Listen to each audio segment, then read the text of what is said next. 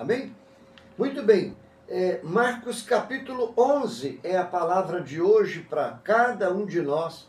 E é bom que você preste bastante atenção para que você possa alcançar isso como bênção da parte de Deus. Posso ler? A entrada triunfal de Jesus em Jerusalém. Vamos lá. Quando se aproximavam de Jerusalém, de Betfagé e Betânia, junto ao Monte das Oliveiras, enviou Jesus 2 dos seus discípulos e disse-lhes: Ide à aldeia que aí está diante de vós, e logo ao entrar achareis preso um jumentinho, o qual ainda ninguém montou. Desprendei-o e trazei-o. Se alguém vos perguntar por que fazes isto, respondam: o Senhor precisa dele e logo o mandará de volta para aqui. Então foram e acharam o jumentinho preso junto ao portão, ao lado de fora da rua, e o desprenderam. Alguns que estavam ali enviaram e clamavam: que fazeis soltando o jumentinho? Eles, porém, responderam conforme as instruções de Jesus. Então deixaram ir o jumentinho. Levaram o jumentinho sobre o qual puseram as suas vestes e Jesus montou. Muitos estendiam as suas vestes no caminho, outros ramos que haviam cortado dos campos, tanto os que iam diante dele como os que vinha depois clamavam: Hosana, bendito que vem em nome do Senhor. Bendito o reino que vem, o reino de Davi, nosso pai. Hosana nas maiores alturas. E quando entrou em Jerusalém, no templo, tendo observado tudo como fosse já tarde, saiu para Betânia com os 12 discípulos. Esse texto, queridos ouvintes, é nada mais, nada menos do que a expressão real de um Deus vivo que quer falar com a gente. Falar com palavras de significado. Falar com frases que de fato têm uma expressão para dentro da gente. Falar com argumentos que nos revela as coisas, que nos abre os olhos, que nos abre o entendimento e nos faz compreender o sentido das coisas. Sim, porque às vezes nós andamos assim como que embriagados, como fora de si, né? Andamos assim sem prestar atenção nas coisas, sem entender as coisas, sem compreender o sentido das coisas. Às vezes nos colocamos somente reclamando e não paramos para tirar uma análise, né, de entendimento das coisas. Às vezes está tudo bem, a gente só quer curtir, aproveitar, não é verdade? E a gente não usa esse momento de estar tudo bom para parar diante de Deus, para parar diante da gente mesmo, para tentar descobrir esse momento bom que nós estamos vivendo, para a gente não continuar falhando, não continuar errando. A nossa vida tem princípio, meio e fim. Uma hora ela vai acabar. Eu com 63 anos, eu vejo quanta gente envelhecendo junto comigo, uns na frente, outros atrás. Pessoas que estão perdendo suas habilidades, perdendo suas faculdades, perdendo suas forças, né? Alguém que já está andando, arrastando o chinelo. Eu não estou ainda não. Mas tem alguém aí andando, arrastando o chinelo. Significa que não está conseguindo mais levantar as pernas para caminhar firme. É assim a vida. E a gente não pode passar por essa vida desse jeito sem a gente entender algumas coisas. Entender algumas coisas. Tem coisas que se eu entender bem, se eu não entender, amém. Não tem problema. Mas tem umas coisas, queridos ouvintes, que a gente precisa entender. Porque senão você vai perder o sentido da sua vida. E perdendo o sentido da vida, você perde a vida. Se você não sabe para que veio, se você não sabe de onde veio, para onde vai, essas coisas são básicas na sua vida. quando você se enrosca num problema, numa dificuldade, quando você passa assim, uma fase difícil da sua vida, se você não sabe lidar com isso, não tem habilidade, não tem conhecimento, não entende de fato a verdade das coisas, sua vida perde sentido também. Não dá para viver somente em torno de problema, em torno de dificuldade. Não vale a pena, a vida é muito curta para isso. Outra coisa, se você não entender o propósito de Deus, do Criador, do Senhor Jesus, do Espírito Santo, se você não entender isso, a dinâmica do reino de Deus, sua vida vai passar batido sem sentido. Sem sentido. Vai ser um ferro velho jogado num canto qualquer. Vai ser uma pessoa vivendo simplesmente um momento sem sentido, sem mais nada do que isso. É só curtir o momento. Me entende? Então, presta atenção. Tem umas coisas que a gente tem necessidade de conhecer, de saber, de entender. Não importa qual o meio que você usa para aprender, para conhecer. O que importa é conhecer. Jesus falou assim, João 8,32, conhecereis a verdade e a verdade vos libertará. Quem ouviu Jesus dizer isso não concordou. Eram israelitas, disseram assim, não, nós somos descendentes de Abraão, nunca fomos escravos de ninguém. Quer dizer, o Senhor Jesus estava falando uma coisa que eles não estavam entendendo. Estavam se colocando numa posição, tradicionalmente falando, porque eram descendentes de Abraão, não tinham problema quanto a isso, podia levar a vida como quisesse. Não é assim. Não é assim. Jesus explicou a eles. Não é assim. Vocês estão entendendo errado. Vocês são tão responsáveis por isso como qualquer outro, qualquer gentil da vida. Qualquer pessoa mundana aí, todo mundo tem necessidade de saber. Não tem mais distinção entre judeu e grego. Acabou isso. A parede da separação acabou. Acabou entre nós e Cristo, Cristo em nós e entre nós. Agora, preto, branco, rico, pobre, gordo, magro, feio, bonito, homem, mulher, velho, novo, isso está tudo igual. O mundo não quer isso? Então, está tudo igual. A necessidade de ter um encontro verdadeiro com o Salvador, Jesus, é real de cada pessoa. Um não salva o outro. Escuta isso. Eu não salvo ninguém, ninguém me salva. Ninguém salva ninguém. É cada um. Porque assim como disse o Senhor Jesus, cada um dará conta de si a Deus. Quer dizer que você tem responsabilidade com essa sua vida. Em todos os sentidos dela, passando por ela, tudo bem. Mas vai chegar uma hora que o Criador vai pedir conta. E você vai ter que dizer. E você vai ter que se apresentar diante de um trono branco de glória. Quero ver você responder. Quero ver você ter coragem para abrir a boca lá. Não vai ter jeito. Mas agora, enquanto há vida, enquanto há esperança, enquanto há jeito, é uma oportunidade que você tem. Só este programa aqui são 4 vezes na semana. São 4 vezes que o Senhor te visita com uma palavra de fé. O povo está me falando aí fora, pastor, Deus está falando muito conosco. Eu tenho ouvido Deus assim maravilhosamente, a minha vida tem tomado um rumo diferente. Eu tenho tomado um sentido na vida. Então, se Deus está falando com eles, com certeza vai falar com você também. A vantagem do rádio é essa, né? Você não precisa ir na igreja. Não concordo com a igreja, não gosto de igreja. Tudo bem, a igreja está indo até você, que sou eu, com a voz de Deus para a sua vida.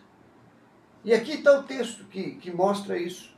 Quando o Senhor Jesus foi indo para Jerusalém, a 2 cidades antes, ele mandou buscar um jumentinho lá.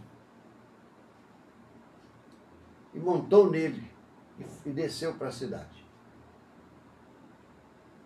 Ele, montado naquele jumentinho, revelou para aquelas pessoas que era alguém importante. Tinha 12 secretários atrás dele. Jesus representou para eles o papel de líder, de alguém importante. E quando falou o nome Jesus, Jesus Cristo, filho de Davi, o povão agora entendeu, porque a fama de Jesus precede ele. A nossa fama nos precede. Sabia disso? Então, quando ele foi chegando em Jerusalém, para você entender, Jerusalém era o símbolo da glória do mundo. Jerusalém até hoje é famosa. É uma das cidades mais visitadas turisticamente no mundo. Porque é o centro.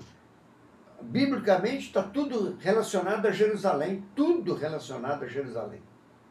Não importa se tem uma cidade nova, se tem uma cidade velha, não importa. Jerusalém é Jerusalém.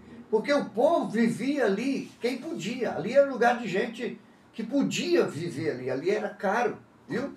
Metro quadrado lá era caro. Tudo lá era mais caro, porque era uma cidade famosa. Uma cidade grande, uma cidade rica, uma cidade onde tinha tudo. Era uma capital, né? Era uma metrópole. Para a época era demais. Além do templo de Jerusalém. Famoso templo de Jerusalém. Então o retrato era isso, era um lugar de glória. Glória religiosa, glória governamental, glória social. Jerusalém representava isso naqueles dias, um lugar de glória. E Jesus estava, com sua simplicidade, apesar de ser o rei da glória, indo para Jerusalém, cidade de glória. E ele sabia o que tinha na cidade de glória. Como ele sabe o que tem na sua casa, como ele sabe o que tem na minha casa, como ele sabe o que tem na sua vida. Por isso que ele montou no jumentinho e desceu com uma certa importância. E quando o povo ficou sabendo que ele era o tal Jesus famoso, o que curava as enfermidades, o que libertava, o que falava coisas que a alma ia deliciar, o rio de água viva, a fonte, toda. Então o retrato era isso, era um lugar de glória. Glória religiosa, glória governamental, glória social. Jerusalém representava isso naqueles dias, um lugar de glória. E Jesus estava, com sua simplicidade, apesar de ser o rei da glória, indo para Jerusalém, cidade de glória. E ele sabia o que tinha na cidade de glória. Como ele sabe o que tem na sua casa, como ele sabe o que tem na minha casa, como ele sabe o que tem na sua vida. Por isso que ele montou no jumentinho e desceu com uma certa importância. E quando o povo ficou sabendo que ele era o tal Jesus famoso, o que curava as enfermidades, o que libertava, o que falava coisas que a alma ia deliciar, o rio de água viva, a fonte, todo mundo correu para a beira da rua. Colocavam roupas, colocavam palmeiras, ramos de árvores, quebrava lá e punha. E ele foi passando aquilo, quer dizer, ele era o Deus da glória. Ele era o Deus da glória. A representatividade dele não era só aparente. Escuta isso. A representatividade do Senhor Jesus naquele momento não era simplesmente alguém importante montado num burrico com 12 homens atrás. Não era só isso. Não era social. Não era um grande religioso que passava num lugar e todo mundo queria vê-lo, tocá-lo. O grande religioso. Ou que seja o rei, que seja o governador, seja lá quem for. Alguém importante que não passa disso. Alguém importante. Está entendendo? A cidade viu isso. Só que algumas pessoas, aquelas pessoas sofridas, aquelas pessoas que tinham um motivo para depender, que viviam assim um momento difícil na vida deles, essas pessoas é que chamaram a atenção e que descobriram a verdade. Quando eles gritavam Hosana, a palavra Hosana ela é de origem hebraica. E ela quer dizer, Deus tenha misericórdia de nós. Compadece de nós. O que levou aquelas pessoas a enxergarem isso em Jesus? Está me entendendo? O montado num burrico não representava nada nesse sentido, só representa alguém importante chegando. Mas os necessitados sabiam além da aparência, sabiam além da aparência de importância, sabia além da forma que se mostrava como alguém social chegando. Eles colocaram a enfermidade para ele, colocaram a tristeza para ele, colocaram a humilhação para ele, colocaram as crises para ele, colocaram todos os problemas para ele. Gritando hosana significa: Senhor, tem misericórdia de nós, compadece de nós. Deram glória, deram louvor, sim. Bendito que vem em nome do Senhor, mas a expressão real ali de hosana é isso: Senhor, nós estamos aqui, ó. Moramos numa cidade gloriosa, numa região gloriosa, famosa, um lugar turístico, o melhor lugar do mundo, uma terra boa, está tudo aqui, a gente conhece todo mundo, é bom isso aqui, mas a minha situação é humilhante, a minha situação é difícil, aqui não tem o que eu preciso, ninguém tem aqui o que eu preciso, e o que eu preciso de verdade não está aqui, mas o Senhor está chegando como a solução da minha vida. Quantas enfermidades você acha que Jesus curou naquele momento? Quantas doenças o Senhor repreendeu naquele momento? Quantos demônios você acha que o Senhor mandou embora da vida das pessoas naquele momento? Quanta miséria o Senhor quebrou naquele lugar, na vida daquelas pessoas naquele momento?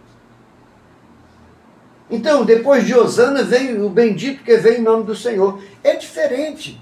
Ninguém glorifica para pedir misericórdia. Não, pede misericórdia.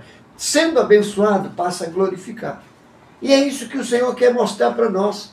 A minha necessidade não me faz glorificar a Deus, mas me faz depender dEle, reconhecê-lo, saber onde Ele está. Para eu buscá-lo, eu preciso saber que eu preciso encontrá-lo e que eu tenho que descobrir aonde que eu vou encontrá-lo. As minhas necessidades me levam para Deus, você também. Salomão falou isso: nossas necessidades nos levam a Deus. Porque Ele é o único que pode.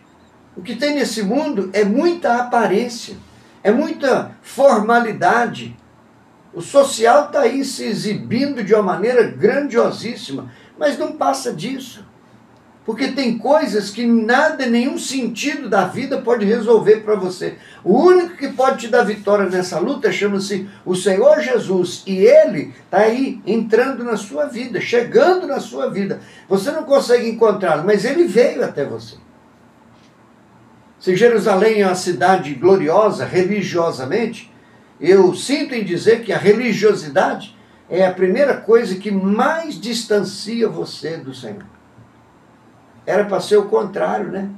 Era para ser o contrário. A religião nos levar a Deus, mas não leva.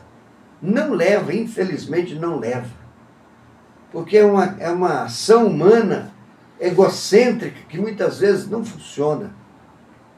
Quanta gente dentro das igrejas problemáticos,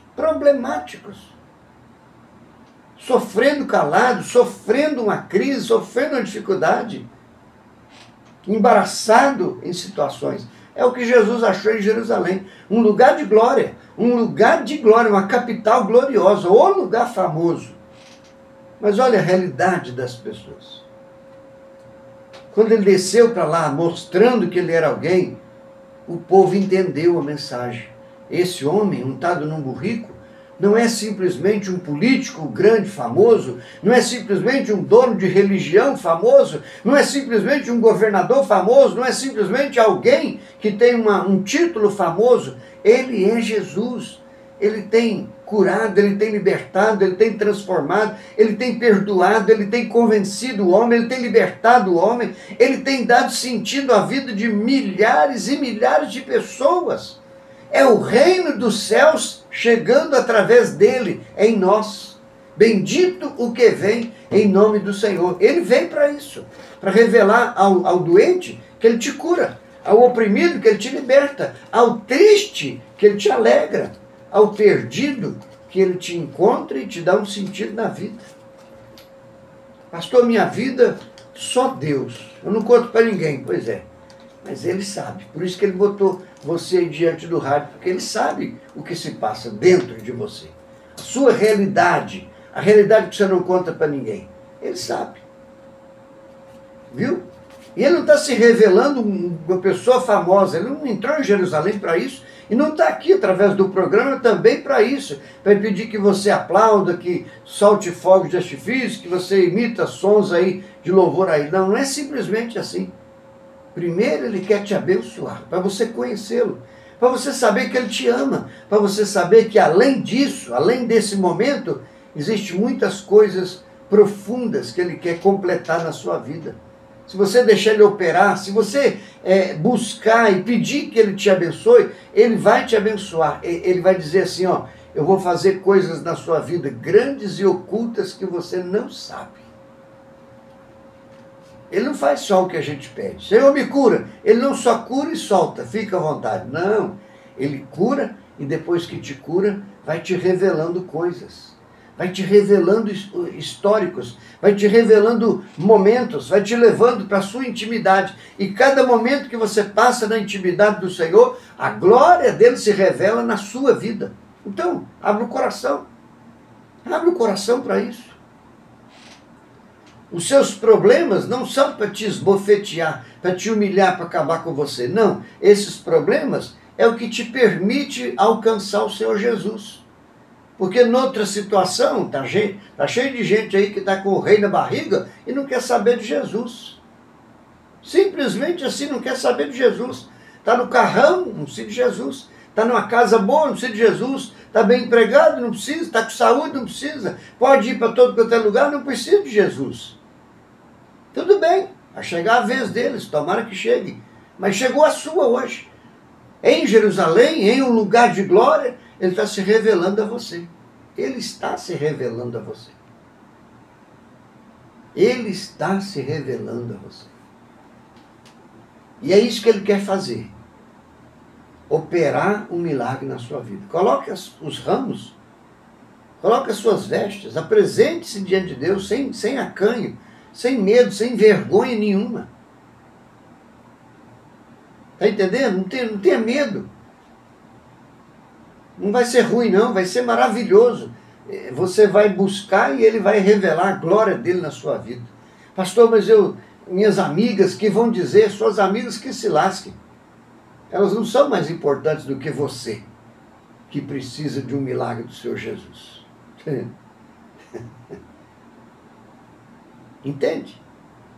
Suas amigas que se lasquem para lá, o social, o que vão pensar de você, isso é coisa de Jerusalém. Você vai ficar aí morrendo, maquiada dessa falsa realidade, viver em torno de aparência para os outros, e a verdade está morrendo por dentro. Jesus está entrando na Jerusalém da sua vida. A glória dele é maior do que a sua glória. Viu? A glória dele é maior do que a sua glória. E a glória dele te cura, te liberta, te transforma.